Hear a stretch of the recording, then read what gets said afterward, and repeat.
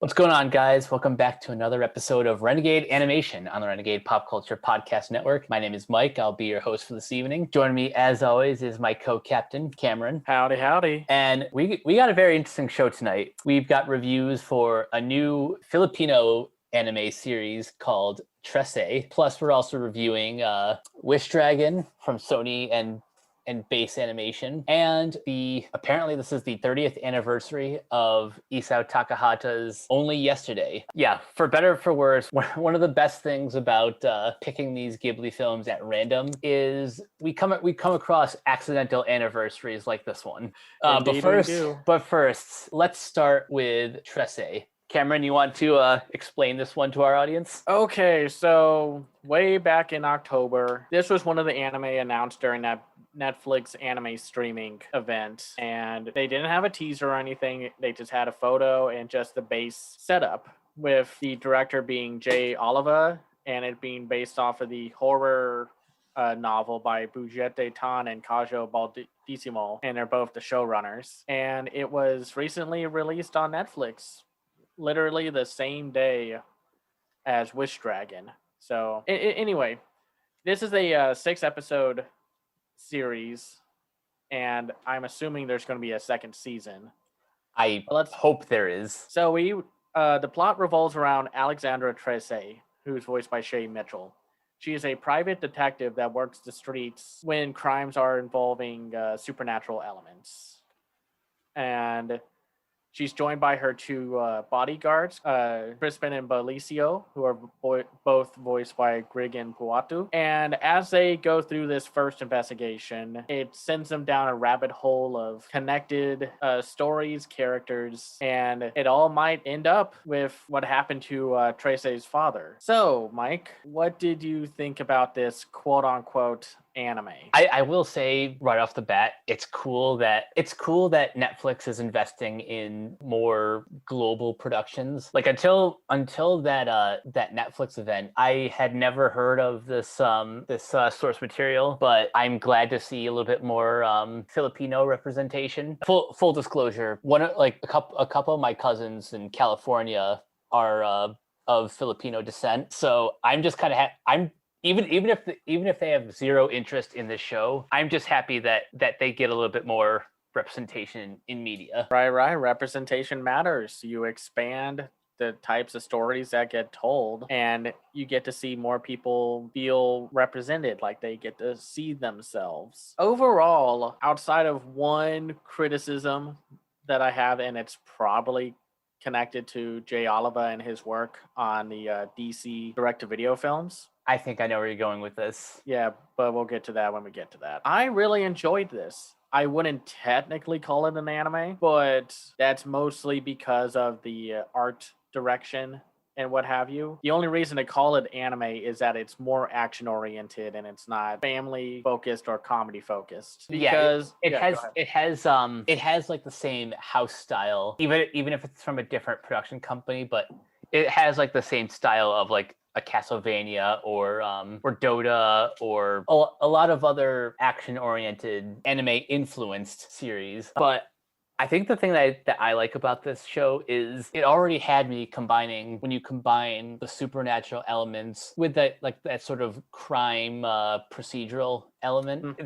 That was such a great hook that I would be invested no matter what they throw at you. Yeah, no, I think that's what gets major points for this show, is that while it does have like the trappings of some adult focused animation, like it's very gory and violent, it's definitely more of a crime thriller, as Trese tries to find out how these supernatural elements coincide with either like the victims or specific targets. Like there's this actress who you find out is getting stalked by this creepy baby demon, or like you find out about like the connection between these women who got killed by these vampire like beings. It's just really cool. It feels distinct and unique. I can't really say there is a setting or a show or something that's similar to this. I mean, if you really wanted to, you could probably try to force it and compare it to like Supernatural or like Hellboy or something kind of like that, but I wouldn't really label it as similar to those. I think those are just kind of different.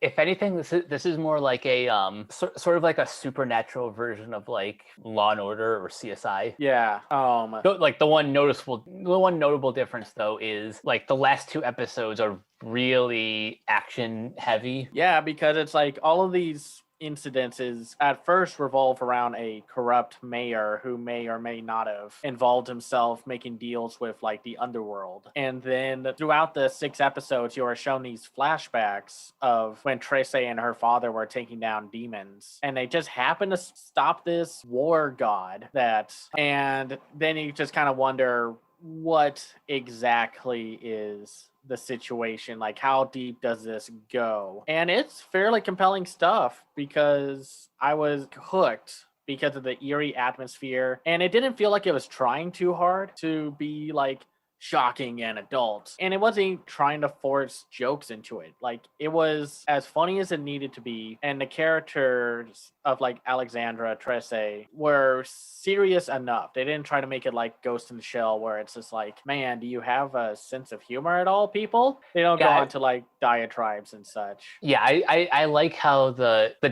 dynamic between Alexandra and her, I guess, adoptive brothers. They have a very a very jovial back and forth every once in a while, but really the humor in the show is just like sort of the tension relief because there's a lot of dark shit that happens. Yeah, no, it definitely like has layers to its world, because while some of the spiritual characters are not harmful, there are still some that are willing to hurt humans.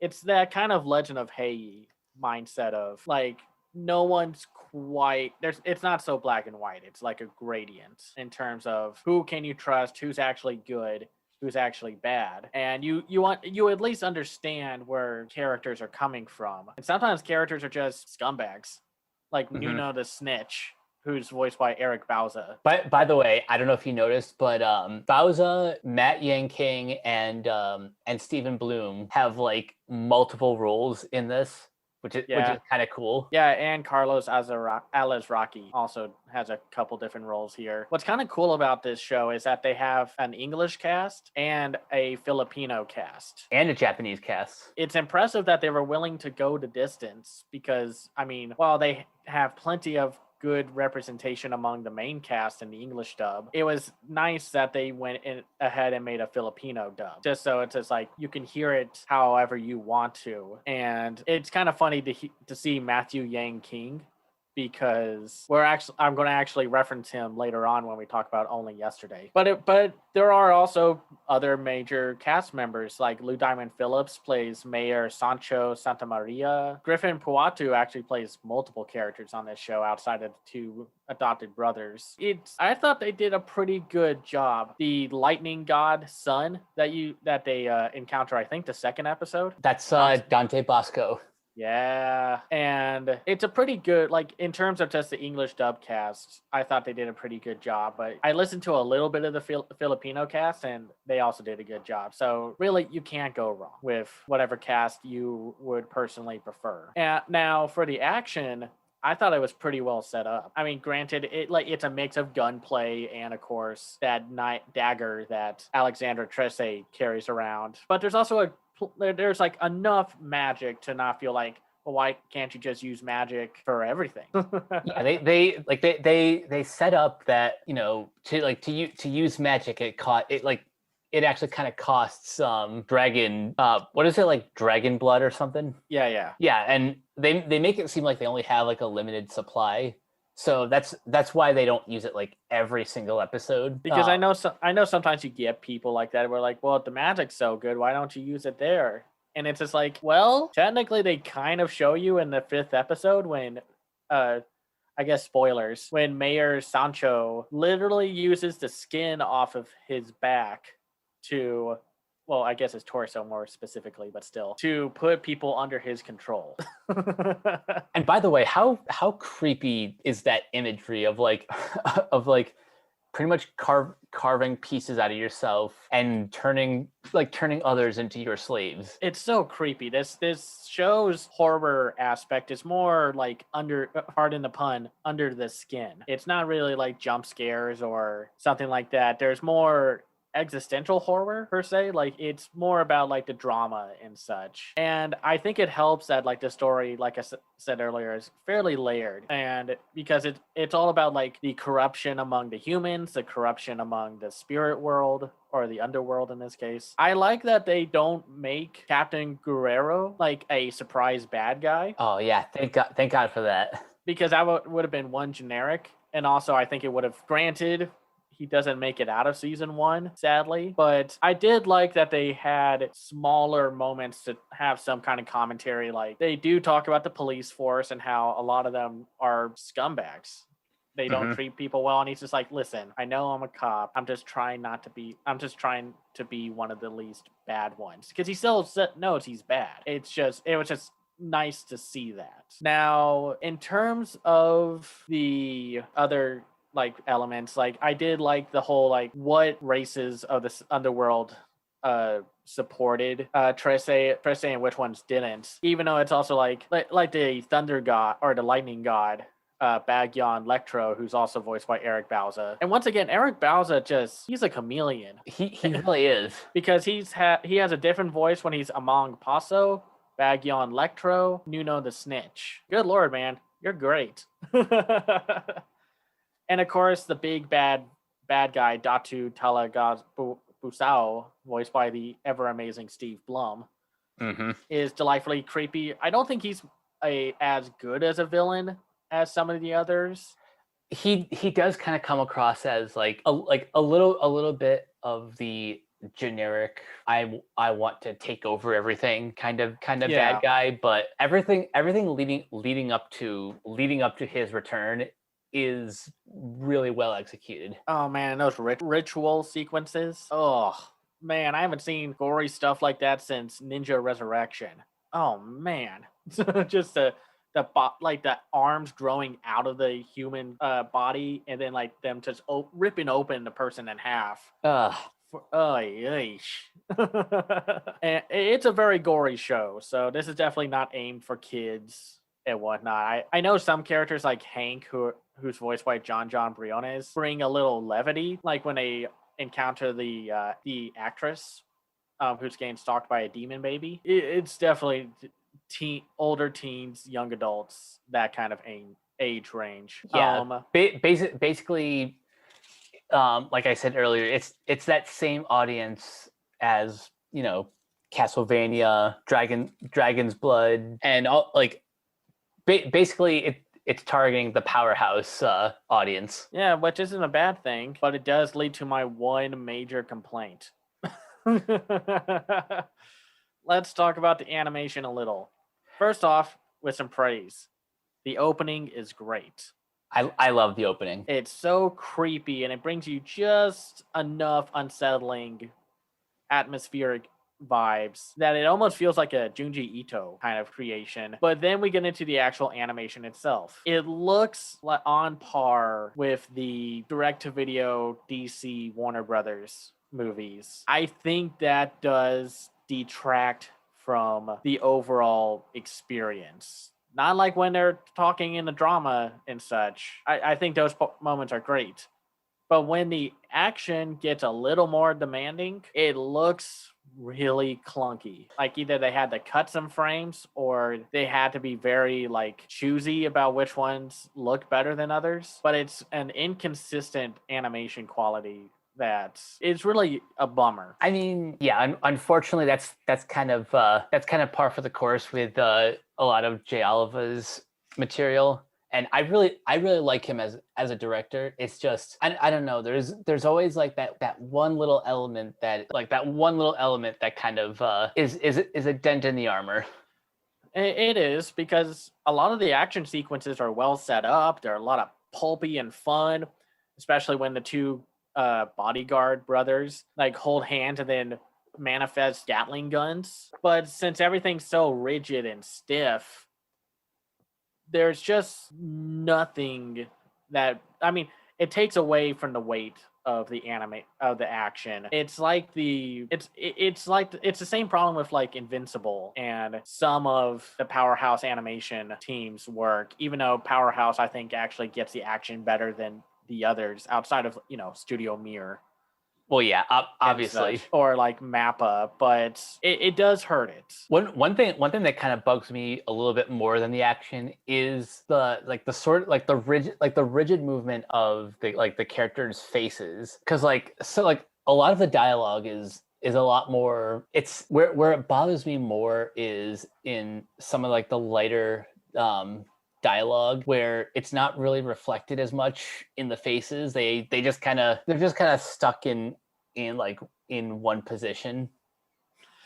Yeah, and I think that's the problem with American animation trying to be like Japanese animation. I mean, granted, it's not like this is just a Japanese animation thing. The US, like all animation, runs on this logic of animation is expensive. Have them stand around as much as they can. And if they stand around a whole lot, that means a lot of the resources went into the action that's going to happen in the second half of the episode. It's definitely a complicated thing, because I know a lot of people are like, why did we go from those Looney Tunes shorts and Disney shorts that you saw in theaters when my grandparents and parents were alive, but then we get to this and it's like, well, those were made for theaters. They were given money and time to make those, to add the extra frames and such. And the reason why you stopped seeing those shorts around like the 1950s and 60s is because they got so damn expensive. Yeah, no, and it's complicated. I wonder if this show would have looked better if they were given to like Mappa or Studio Mirror, because I feel like trying to mimic Studio Mirror is what's going to hurt some of these projects. It is just kind of annoying, and this isn't the fault of the show.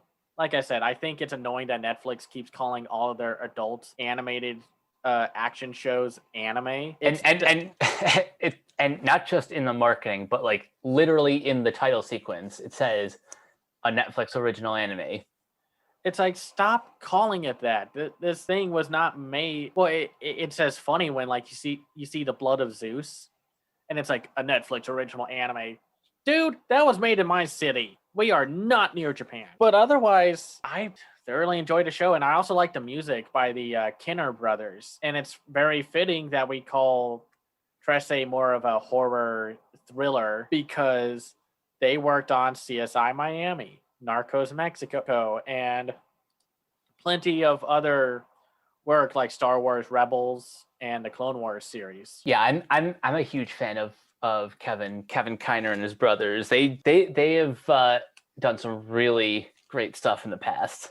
Yeah, they also did stuff for like Doom Patrol, and they also worked on the notorious 2017 Ghost in the Shell film, but that's not their fault. But in general, I really liked Trese. I don't know if I put it in my top 5, but I'd put it in my top 10 so far for this year. Yeah, I think top 10 is fair. All I know right now is that I'm locked in. I want to see more, because I'm really invested in this world. Because like I said before, you combine like the supernatural element with like the crime procedural, and you got me. Indeed, I agree.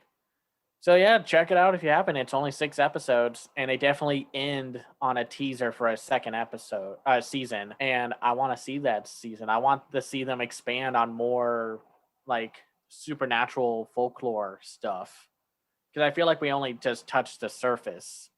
It kind of reminds me of the Penny Dreadful series, and why I kind of dropped off of it, because I was like, after the first season, after they killed all those vampires, it's like, okay, second season, bigger stakes, maybe more monsters. What do they have?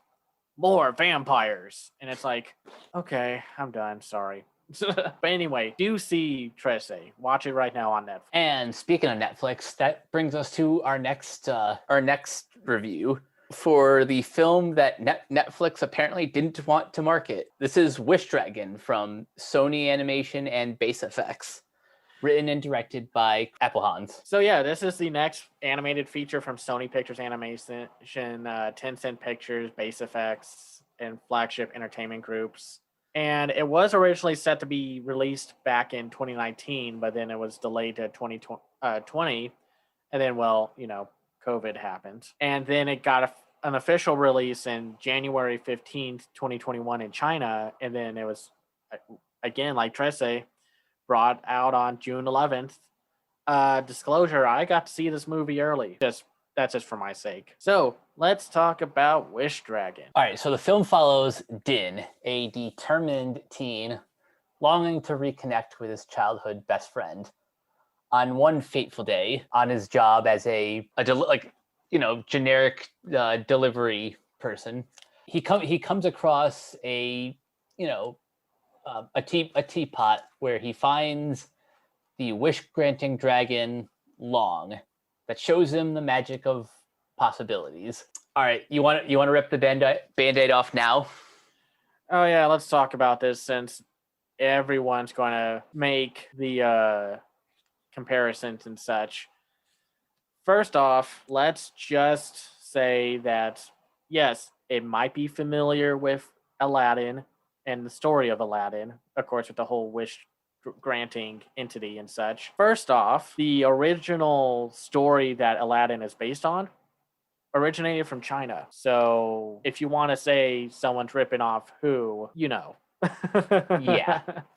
Second, do not go into thinking this is a Aladdin ripoff or an Aladdin ripoff. This has nothing to do with the Disney classic or the original story, which is actually to its advantage, and I'm so happy about that. And I think that's really the thing that impressed me the most about Wish Dragon. I really liked the story. Yes, it's simple. Yes, it has familiar elements, but they do a few smart things, and I think Chris Applehans executed them well. Like, for one, our lead, Din, does not want to fall in love with Li Na, our other lead, voiced by Natasha Leo Bordizzo. But he just wants to reconnect as friends, because a lot of the first 5 or 10 minutes of the film are delegated to building up their friendship from when they were kids until Li Na's father gets a better job. And I like that. It's not just a straightforward, I want to fall in love with someone, because I think we're getting to that point where, you have a man and a woman in a film. They better get together. No. Or like in the Wish Dragon, stop. That's another one of those one of those scenes that I want to see a GIF of so badly. Oh gosh, agreed. And 2, Long Zhu, or Long, he's a lot more sarcastic and pessimistic about being a wish dragon, and I like that they play that up. It like when Long finally is released from the tea kettle, and then it's like, whoa, and then he's doing the whole spiel of like, is this magic? Is this real? Oh yes, it is. And then it's just like, okay, where are the cameras? Like, what? Like, this is all. Where's the smoke machine? It's like, no, this is real. Then it's just like, oh no. It's like, Grandma, can you hear me? I've fallen off the building. Like, no. He gets kind of like annoyed with Din within the first 5 minutes of meeting him. Even after giving the whole spiel, and Din just doing stuff like, how do you fit in his tea kettle? Doing stuff like that. This movie is surprisingly funny. Like, a lot of its dialogue and physical comedy is pure A+ material. And then Long is like, listen, I have been in this teapot for 1,000 years. So let's get these 3 wishes out of the way so I can go up to heaven where a parade is waiting for me. What did you think about Din and Long's dynamic? I like how their friendship it's developed very organically. I noted in my quick thoughts that one of the major differences between Long and Genie is that Long he's very cynical about humanity and the dynasty that he came from. His outlook is very, to put it bluntly, he's a shallow prick. So all of his suggestions for wishes are money, power, I don't know, slaves to do your bidding, all of that stuff. But at the end of the day, he really just wants a friend. Really, that's it. Like someone to care about, and I think that's like this main movie's theme is like the importance of having that someone in your life, having someone to care for like someone that inspires you. And it's a really charming story. Like, what are you willing to do for the happiness that you're looking for? And that theme goes down to like through the Din's mom, Mrs. Song, voiced by Constance Wu, who just wants him to study to get a better job, to get a good career and such. Because that's like her view of like, this is what's going to make you happy. While Din what his happiness is just reconnecting with Li Na. And I just think that's really nice. And then like we have Li Na's dad, Mr. Wang, voiced by Will Yoon Lee, you find out that these goons are coming after the teapots. And these include Pockets, voiced by Aaron Yu, the leader of the group, the Short Goon, voiced by Jimmy Yang, and Tall Goon, voiced by Bobby Lee. They're like, I'll have more to say about the villains when we get to that point, but you understand why Lena's dad wants the teapot. Yeah. And I think that's just nice. I was gonna say, like, the reveal once it becomes clear that he's I guess Tall Goon's boss. Yeah. I think that reveal is kind of cool because it's kind of another example of the sort of gray morality that we're starting to see a little bit more in animated films. But also because they established like a couple scenes ago that his business isn't doing so hot, you completely understand why he needs that teapot.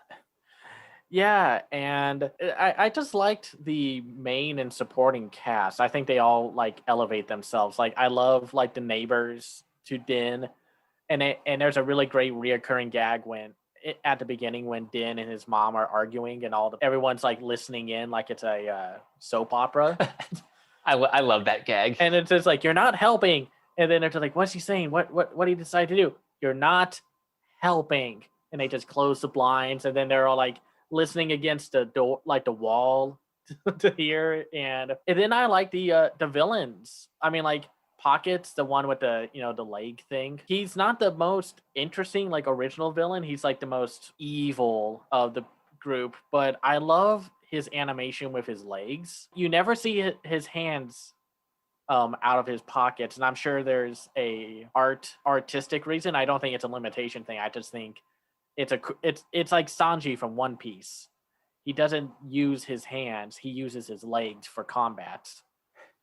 And they really stretch that gimmick with Pockets. And I love like how he does really everything with his legs. And like his goons are like, of course you have the big, strong, dumb guy who's voiced by Bobby Lee. And then, like I said, Short Goon voiced by Jimmy Yang. And they're the typical like henchmen. But I love that little sequence where the Tall Goon is like, you know what I want? Like I want to run one of those pet store like stores. And then they bring up these little dialogue sequences very naturally. It doesn't feel really forced for comedy and such. And then the Short Goon is like, are you gonna have Shar-Peis? Those are good dogs. I also love the payoff of that later during this like the big chase scene. Yeah, and it's really funny when the teapot is jumping in between all of them, and it's like the more I think about this film's humor, it's really spot on. Like I love this one dark joke that they do when our main characters are kids, where they get like at first they set up like, oh, they got a baby chick and they raised a chicken. And then, of course, like they showed like, oh, the chicken died. But then as they finish up crying, they lift up chicken legs and eat them. It's like, whoa. That's probably the darkest joke I've seen of that variety. But I also get it because chicken is a pretty universal delicacy. Yeah, and it is also nice to see that the film does have commentary about class and such. Like Lena is, of course, like the yes, I'm rich, but nobody really sees me for me. And like when you go to her party, everyone just wants something about her, and it's stressful. It's like I can't understand. She's probably not happy. Let's just say that. Yeah, she's living that like that celebrity lifestyle where you have to be on 24/7, and I can see that being exhausting. Yeah, and the little secretary voiced by Nico Santos does a great job. And I love like when he's holding up the iPad or whatever, like for the video call between her and like Lena and her dad, and he's like matching the movements of like what the dad would be doing. Didn't that kind of remind you of one of the villains from Flushed Away? Yes, they do that exact same kind of gag, and it's always very creative. And it's different enough, so it's not just like, oh, that's the same gag, like from earlier and such. And it also has a fairly dark ending almost. Like, not like the final ending, but like when they're fighting Pockets, who uses his hands to turn things into gold. You know, he gets the Midas touch, which I think there's also there's probably some commentary about that, using your hands for greed and such. And like he's almost gonna kill Din, and then Long sacrifices himself, and accidentally when they're falling, because Long gets turned into a gold statue, Pockets ends up touching himself, turning himself into gold, and he shatters.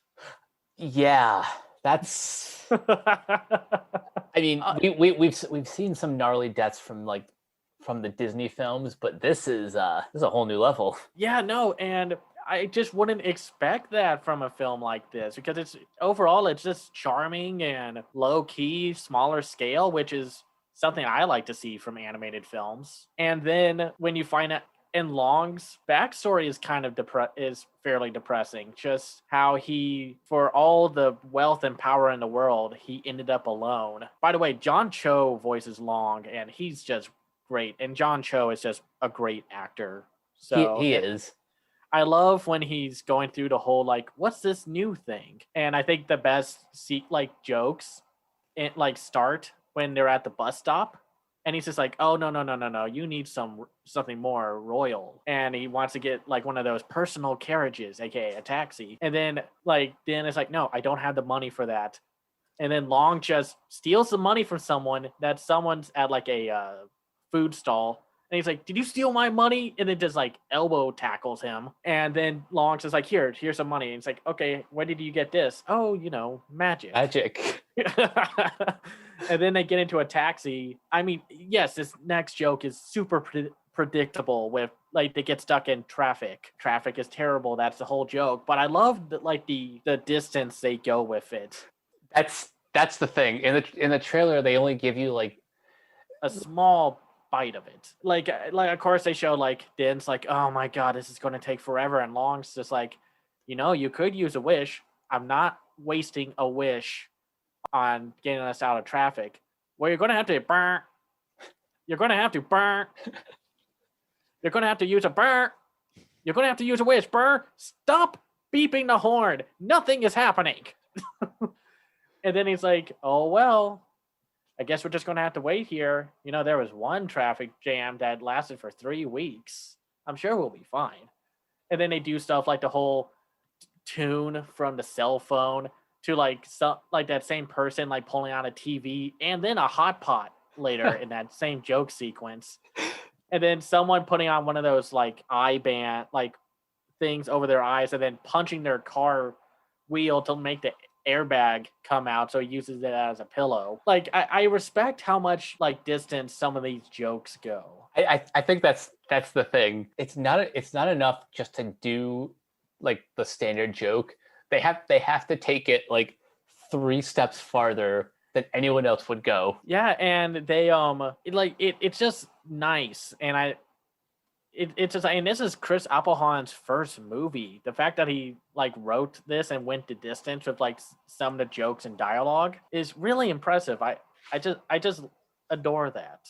And Oh, I honestly didn't realize that this was his first. I know this is Base FX's first animated feature. For those who don't know, Base FX is a visual effects company, but this is their first. This is their first film under a new animation branch, and I have some negatives, but in the areas that it counts, like the animation, specifically long, the fight choreography, like a lot of the visual aspects, I think are really well done. yes, I mean, like I still have that same complaint that the humans look a touch basic. And I understand this was like the first film project from the studio. So I'll give it some leeway. I can understand some people being turned off because of like the textures and such. Everything's a little smooth. There aren't that much detail. Like it isn't as like detailed as like something like Over the Moon from Pearl Studios and such. But yeah, I think the character animation really solves it, especially like you said, the fight sequences. I love the rubberiness, the squash and stretch they go for like the martial arts. And they even throw in some great jokes like when Pockets is on the other side of the door and then Din just closes the top part of that door and then he knocks and then he's like, no one's home. I don't know. I think some people are being incredibly harsh on this film by saying it's bland. And it's like, no offense, if all you watch are the major releases, then you need to explore a little more. Don't just start and stop at like direct-to-video films. Watch everything. I know it's my favorite term to say because then you get a more gradient experience. Because if you think this looks bad, I kind of understand, but I just really can't agree with that. I would say the same thing because, and we'll probably talk about this when we get around to Luca, but I think Pixar Pixar, for as great as they are, have set like such a high standard for, I mean, no offense to other critics, but the casual animation consumers, people who only watch like the mainline releases and such. Yeah, Pixar has created such a high standard that literally anything that's even a step below, they'll stick their nose at, and I don't think that's fair. I mean, yes, I do agree that once you hit theaters, there is a standard that you have to look. But to me, as long as you don't look like Norma the North, you're fine. Because I think it's like animation is not just, oh, it looks smooth. It's how it's executed and like this art style and then of course the story and such. Because I feel like you can get away with having an animated film that doesn't look as good or as polished as a Pixar or Disney film if you just have the right writing and story. And I think that's what helps Wish Dragon. Yes, it doesn't look like others films out this year, but it doesn't need to. It's its own thing, and I respect the hell out of it for that. That being said, yeah, we do need to talk about some negatives. I found Pockets to be, like I said, I think he's the weakest villain, even though he's like with the whole leg thing. I think that was very fun, but I guess I wish there was a little more to him than just being the pure evil guy. Or at least he does kind of come off like he's one of the closest similarities to I guess Jafar in some way, because really his one goal is to get the lamp or the teapot, and basically the way he treats Long is like the exact same way that he ends up treating that Jafar ends up treating Genie. Yes, but I do think like Jafar is a much more interesting villain. He's more charismatic. Yeah, he's more charismatic, and he has that dry, sarcastic delivery of his lines. Like when Aladdin pops in and the Sultan is like, Jafar, look, we got another contender. And he's just like, great. Like the most like, oh, I hate this kind of tone to his voice. And Pockets just doesn't have that like, and I don't think it's an animation thing. It's more of a writing thing with him He because like his he has legs. like he has kind of like one mode, and granted it's like it's an intimidating, like, and as an obstacle, he is every bit as he's as much of a worthy adversary as you need for the type of antagonist that he is. But outside of the legs thing, what's missing is a personality.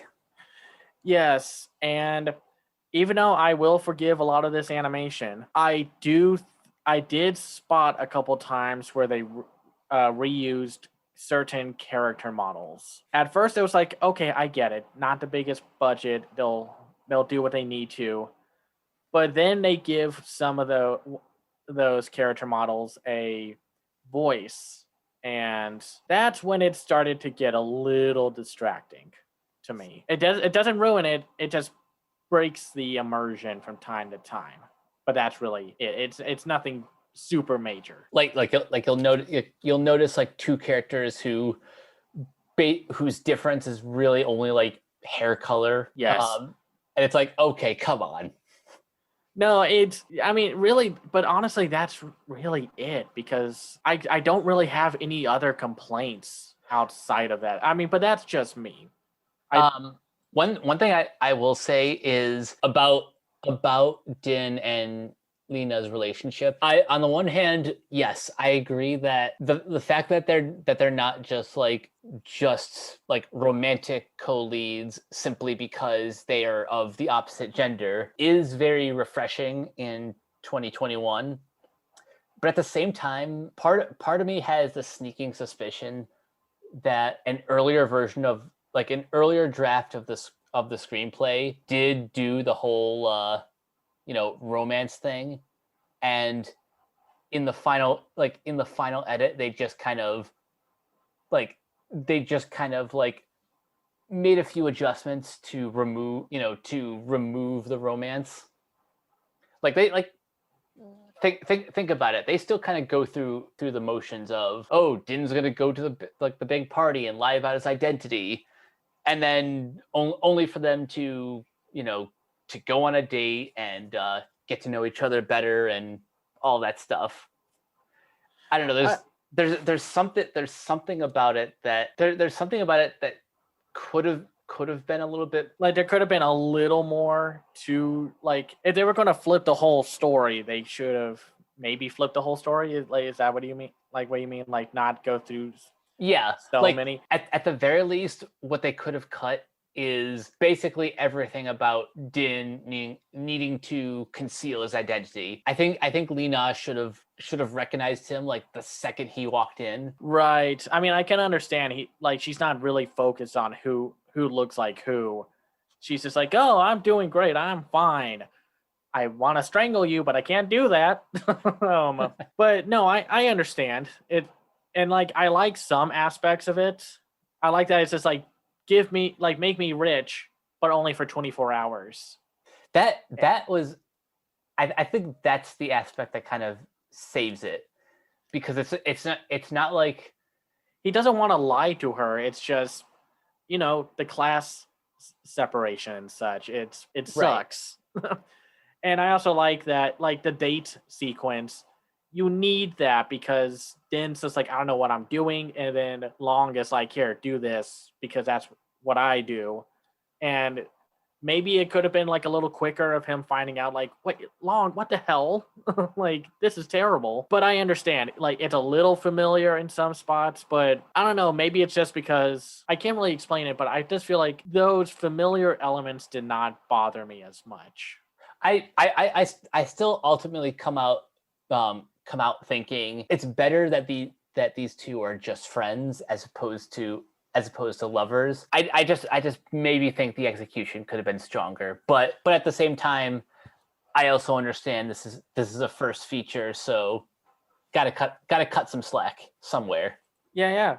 No, and it's not like some studios where it's like, I get it, it's your first feature, but oh my goodness, you did nothing right.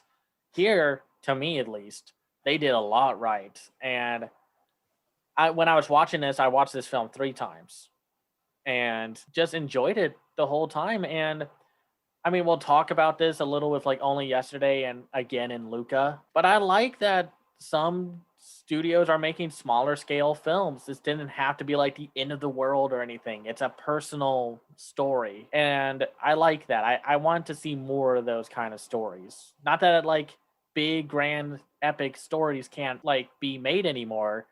I mean, my favorite movie is still The Mitchells versus the Machines, and Same. that's about saving the world. But I want to see more of a push to be more character focused, like not having to really worry about a quote unquote plot and such, and not, or just like stories that are more personal and such. It's not like the world will end if we don't use these 3 wishes. No, just it's not. It's sitting at number 10 right now in my best to worst list on Letterboxd for animated films of this year. I just think it found this film super charming. I'd highly recommend it. Yeah, this is a high recommendation for me too. And I think the last thing I'll say before we move on to our Ghibli pick of the week is that just generally speaking, I think China is getting so much better at 3D animation than they were even 5 years ago.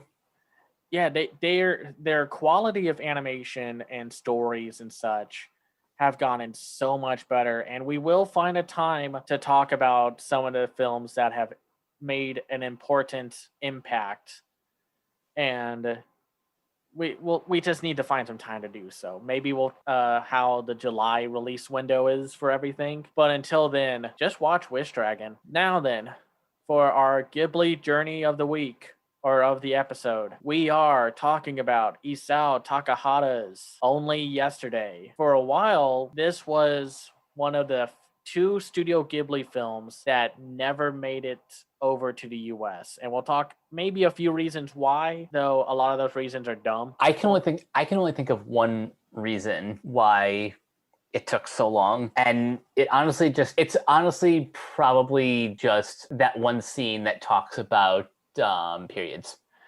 Yeah, like I said, we'll get to that, and I have a few assumptions, but let's start with the plot. So it's 1982. Tayako is 27 years old, unmarried, and has lived her whole life in Tokyo, and now works at a company there. She decides to take another trip to visit the family of the elder brother of her brother-in-law in the rural countryside to help with the safflower harvest and get away from city life.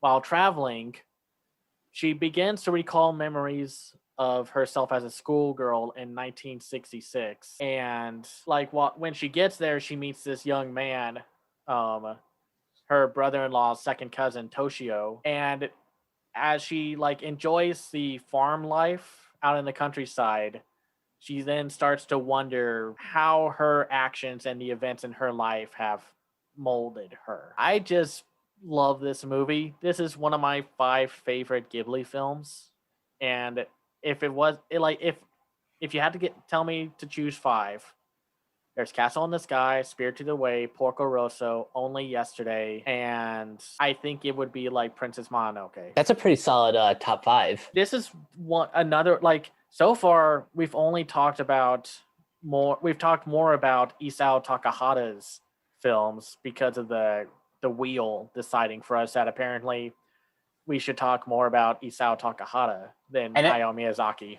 And I'm really glad we are, because I think Takahata is what sets him apart from Miyazaki is, while Miyazaki will do, like the grand epic adventures, and later in his career he'll do dramas, but what I love about Takahata is he's that sort of stop and smell the roses kind of filmmaker.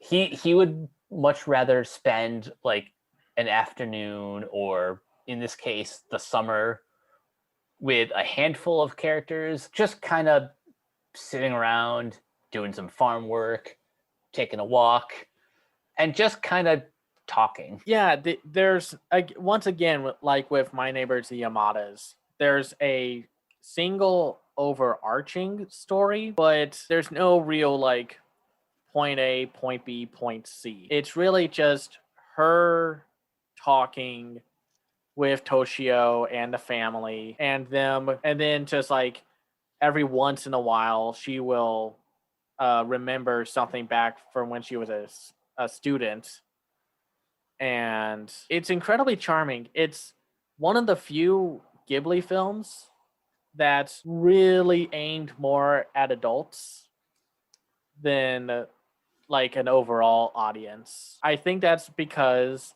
this is one of the few Ghibli films that's not as whimsical per se. Like, it has its creative moments because it's animated. Yeah. But it's more grounded. It's a woman rethinking her life, and not like having like a crisis at hand or anything like that, but just having time to really think about it. Now, like, the flashbacks are done in this really, I don't know if you noticed this, but compared to like the current day, like backgrounds and such, the backgrounds in the flashbacks are done in these kind of hazy watercolor look, like backgrounds. Now that you mention it, that does kind of seem like a very subtle callback to my neighbors, the top, like the Yamadas. How in the backgrounds are definitely more stylized in the flashbacks than they are like in the present day, because it kind of seems like Taika is looking back at her childhood with rose colored glasses. Yeah, and I like that they don't try, like, once again, like we talked about with Tokyo Revengers, they don't sugarcoat it, because those memories are not always great, and that's kind of the thing. You could argue that her looking at the backgrounds and such, like her memories are fluffy and incomplete per se. It's definitely like a very distinct visual style, and I don't know if you also noticed this about uh Takahata's approach to like human designs and such, or at least his films approach to human designs. They have they add a little more detail to the faces. Like when they smile, you see those two dimples. Oh, something pretty cool about that. I don't know if it's true for all of Takahata's films, but for this one in particular, you know how most like Japanese and like animation is prelay. They'll draw the characters first, and then actors will come in basically to just fill in the lip flaps. Yeah. Well, in this movie, they do the opposite, where the voice actors will record their lines, and then the animators will use they'll use the mouth movements and kind of incorporate that into the animation. That's why the character designs are very realistic than you see in like most like TV anime. Yeah, no, that's definitely another thing that makes this film stand out. Listen, I mean, how do I go about this next part? This is what I think is the ideal adult animated film. It's not raunchy, it's not edgy, it's not super violent or swearing. Swearing a lot, or like the comedy and such. It's not very, comedy focused. It's talking about life, and just like our lead character wondering how does she actually feel about her life up to that point.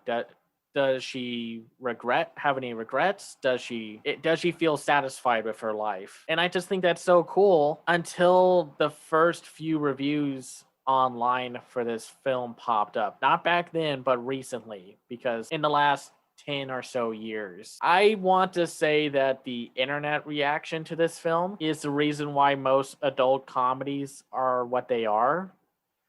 And that makes me mad, because I didn't find this film boring. I can get why someone might, but don't ask for different adult animated films and then sneer at like something like Only Yesterday, or to a degree like My Neighbors the Yamadas and such, because it's like, this is what you want, No cursing, no edginess, no shock value for the sake of shock value, no hyper violence. This is what it looks like. And I just wish more people got that. I don't know. I feel like I'm constantly at war with the animation fandom because I feel like they don't really know what they want. No, I actually agree with that. People like in general, people are constantly at war with what they want versus what they don't want, and mostly the conclusion I've come to is people don't really know what they want until they see something they like, and then they want more of it. But if they don't see it, then they don't know that they want it. And I don't know how this movie performed like financially in the States. I only know of its I only know of its like acclaim because of the brand, to be completely honest, because it's just kind of part and parcel to the Studio Ghibli library, that it's just kind of assumed that it's great. But it's great because it does deviate from what most general audiences assume is like adult animation. And yes, we can spend about as much time talking about periods as these fifth graders do. I think that might be the one thing I didn't like about this movie, but I can't be mad at it because these are immature fifth graders, and this is exactly how they would talk. That's not even my. I assume this was never brought over originally, like when Disney was on their like spree of bringing all these films over, was because it was not as whimsical.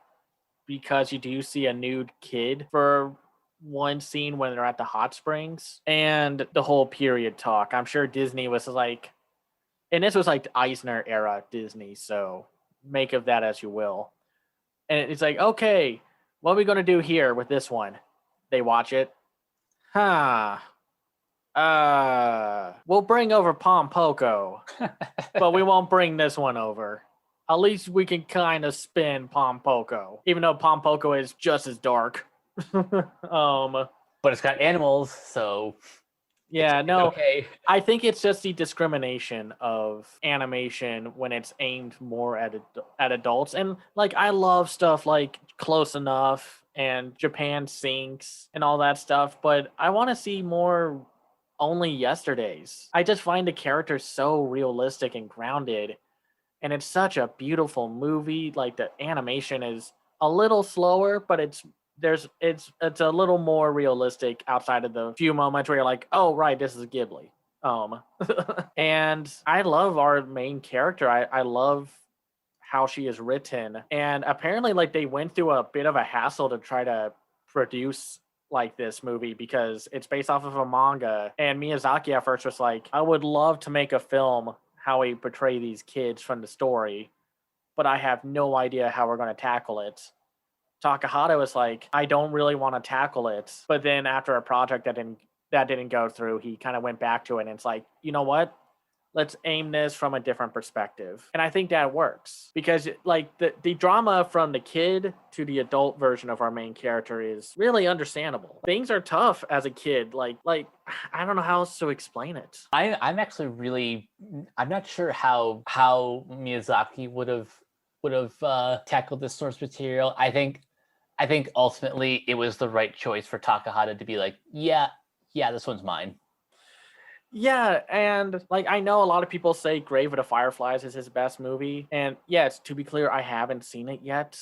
I've been kind of holding off on it because it is literally knows? The wheel might say, oh, we're gonna watch that next after Nausicaa. No, not because I don't want to. It's just like it's the last Ghibli film I have yet to see, and then the journey will be over, and I'll be sad. It's super petty. I really liked one of the little animation tricks that I like is how, like, you know, like when they were watching the old puppet shows. Yep. Did you notice that they almost look like Rankin Bass? Yeah, I mean, the flashbacks take place in the '60s, and Beatles nerd. I love that they gave like a little nod to the Beatles, who were like exploding around that time. But yeah, what you were saying about the puppet show, you're right. Those designs do look a lot like Rankin Bass characters. And I only say that because the director of a lot of those were not Rankin and Bass themselves. It was a Japanese director, Tadahito Mochinaga. Yeah. So, and that's when like Rankin Bass was up there and such, like what was hitting their stride and such.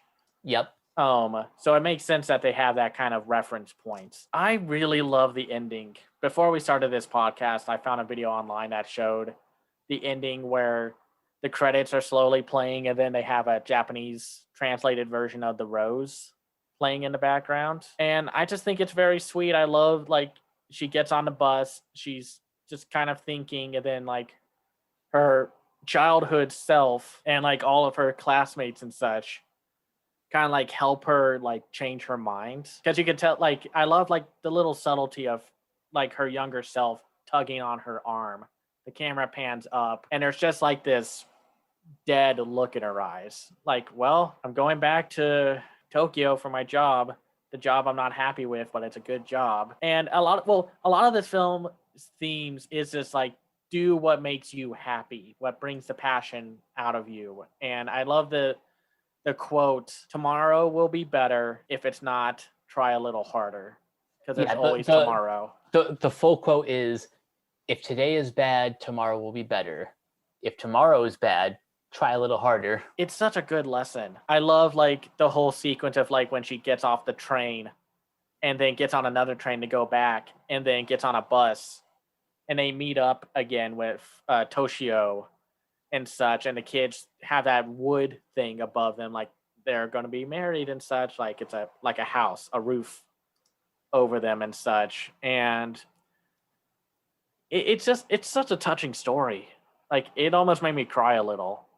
Like I feel like if you're a young adult or maybe an older teen, this film will hit you pretty hard. Now, in terms of the voice cast, I was just about to get there. Of course, like we did have that big talk about like, oh, do celebrities deserve to be in dubs when voice actors aren't given the same privilege? And I will say, this isn't my favorite Ghibli dub cast-wise, even though I love Dev Patel and Daisy Ridley, and I think they do a good job. I think the British accents are a little distracting. A smidge. A little. And I like Alison Fernandez. I thought she did a good job as little Takeo. And of course, we have our other English dub cast greats like Grey Griffin, who plays Takeo's mother. Then we have Takeo's father, who's voiced by Matthew Yang King, who we just saw in Trese. King also voices Kazuo. And then we have Ashley Eckstein as one of the sisters.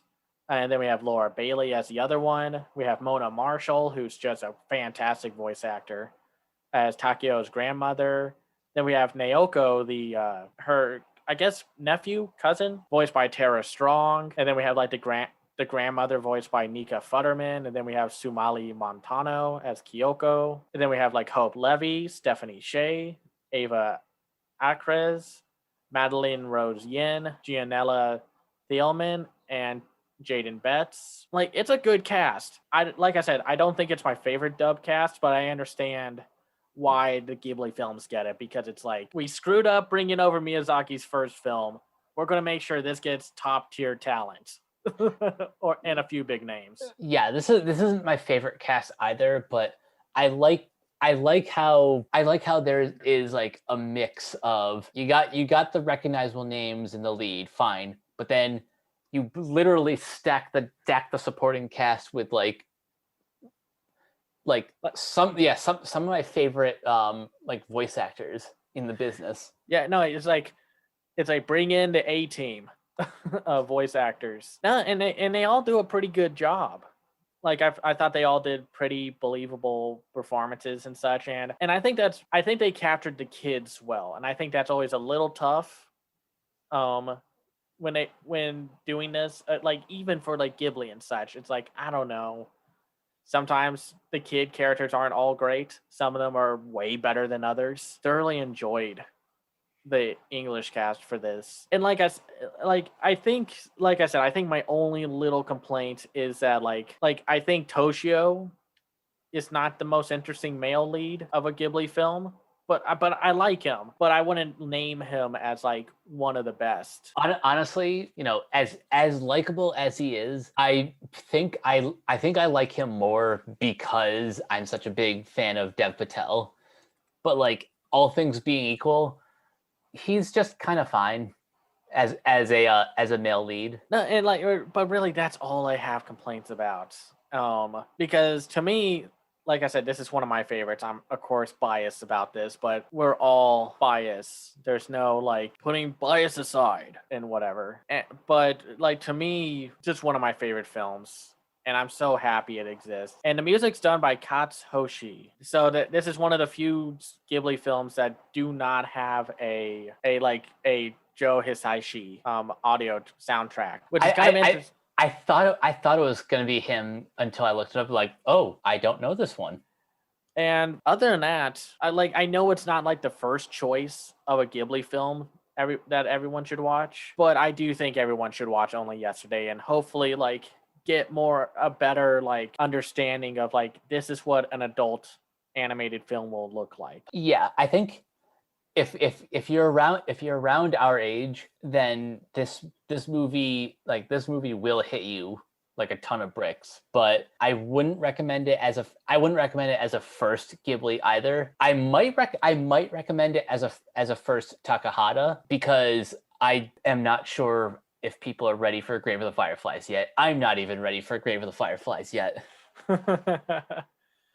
No, yeah, I agree. So next time, we don't know if it's going to be next week. We'll play it by ear. But the next Ghibli film in line is a pre Ghibli. We're going to do Nausicaa. That's going to be next, and then after that, are you ready to spin the wheel? Yes, Wheel of Ghibli, turn for us and tell us what we should watch afterwards. Oh man. We're going to talk about one of 500 films that Miyazaki said was going to be his last one. We're going to talk about Hayao Miyazaki's Oscar-nominated The Wind Rises. Ooh, another aerial adventure-ish. Yeah, and one that has an interesting perspective to it. So after we go from Miyazaki's first full-on non-anime franchise film, we go to his latest film because he's working on a new one right now. It's still being made. Hopefully it gets done, or we get a better updates. But this is an interesting one. I really like this one. It was number 2 on my worst to best of 2013. I thought it was better than Ernest and Celestine, even though I love Ernest and Celestine. But it got beat out by Wolf Children by Mamoru Hosoda. So you're in good company. 2013 sounds like a great year. It was kind of a messy year because I would say it was a weaker year for bigger studios. Well, yeah, I meant for the other side of animation. Oh yes, I heard you. Yes, 2013 was one of those years where the indie side of animation was just amazing. I would say that the US side was a total underwhelming year.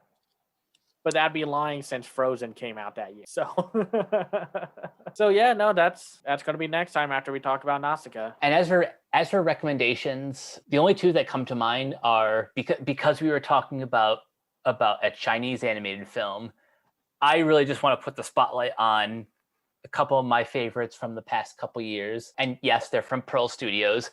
You got Abominable, which it was Pearl's first film. It was a co-production with DreamWorks, but it was really their first film as their own independent studio. Even just thinking about the soundtrack of that movie just gets me emotional. I know that year we had a glut of movies involving some sort of Yeti, but this one really stood out to me. And the other one, yeah, we have to talk about Over the Moon, because I think I think that was it was a great example of what Glenn Keane can do as a director. Right. No, I agree. I thought Over the Moon was it was one of my favorites of 2020. As for me, or are those all your recommendations? Yeah, just those two this week. Okay, my recommendation comes from the inspiration of Only Yesterday, a more grounded slice of life drama. I'm going to recommend Keiichi Hara's Miss Hokusai. I think it's on Netflix, but you can rent and buy it everywhere. If you want to own a physical copy, G Kids brought it over back in 2016. Now, talk about a stacked year in both the US and the foreign animation market. That was, we'll have to talk about that year sometime. But Miss Hokusai is based off of a manga, and it's about the daughter of the famous painter and just her journey as a painter and just through life, what it's like being the daughter of one of the most famous Japanese painters of all time. And I just really love it. I wish we could do a wheel of G Kids films. That might be next after we clear this reel. Yeah, I'll have to find some kind of randomizer that does this for us. But yeah, I highly recommend Miss Hokusai. It was my number 2 favorite animated film of 2016 that just got beat out by Kubo and the Two Strings. So yeah, that'll be it. Awesome. And for our next episode, we of course have to talk about the 2021 Annecy Film Festival. It'll be different from last year because our selection of features is a little bit shorter, but it's honestly the work in progress section that I'm more excited to check out than the films. Yeah, but yeah, no, we'll be talking about that next, and then we'll talk about Luca. We just need to focus all of our time on this film festival. Yeah. Priorities. All right. Well, that's another one for the books. Before we get out of here, Cameron, where can everyone find you online? You can find me on Twitter at twitter.com/camseyeview or at camseyeview. I run my own website called camseyeview.biz where I review animated films and shows called The Other Side of Animation. I also have a Patreon at patreon.com/camseyeview. That's where you can find me. And you guys can find me on Twitter at Captain K42. You can check out all my quick thoughts on letterboxd.com/CoachK42. You can find me in all the various Facebook groups just at my name. Once in a while, I may show up on Suddenly Soundtracks on the PJ Campbell Network. And you can find Renegade Pop Culture on Facebook and Twitter at Ren Pop Culture. You can also review us on Podchaser. You can listen to all of our previous podcasts on Anchor, Spotify, Apple Podcasts, wherever you listen. And last but not least, everything can be found at renegadepopculture.com. Need an escape? So do we. That'll do it for this installment of Renegade Animation. Thank you for joining us, and we will catch you guys later. Peace out. Bye.